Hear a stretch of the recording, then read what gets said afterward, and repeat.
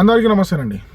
సమగ్ర కుటుంబ సర్వే 2014లో చేసినప్పుడు బీసీల సంఖ్య 51% ఉండేది. అప్పుడు ఆ సర్వేలో 51% తేలింది. కానీ ఇప్పుడు సర్వే చేసినప్పుడు 46%కే బీసీల సంఖ్య ఉందని చెప్పేసి కాంగ్రెస్ ప్రభుత్వము నిన్న సర్వేలో తేల్చింది. ఎక్కడైనా సర్వేలో ఇప్పుడు 2014 నుంచి 2024, 25 అంటే 10 సంవత్సరాలుగా వస్తుంది.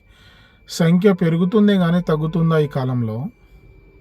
అంటే మీరు బీసీలకు అంటే నువ్వు బీసీలకు మోసం చేస్తున్నావు. ఎట్లా వీళ్ళు అధికారం ఇట్లా చేపడతారేమో, వీళ్ళు ఎట్లా పీసీసీ అధ్యక్షులు ఉన్నారు, మళ్ళీ సీఎం ఇట్లా చేసేసారు నాయన, మళ్ళీ కాంగ్రెస్ ప్రభుత్వంలో నేనే సీఎం ఉండాలి, రెడ్డినే పాలన ఉండాలని చెప్పేసి సర్వేలో కూడా నువ్వు మొత్తం గడిబిడి చేస్తున్నావు. ఇది ఎక్కడ రాజకీయము?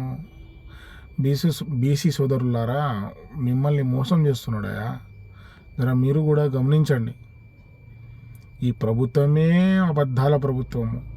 ఎప్పటి నుంచో మనం చూస్తున్నదే వింటున్నదే కదా. ఎక్కడైనా సంఖ్య పెరుగుతుందే కానీ తగ్గదు కదా.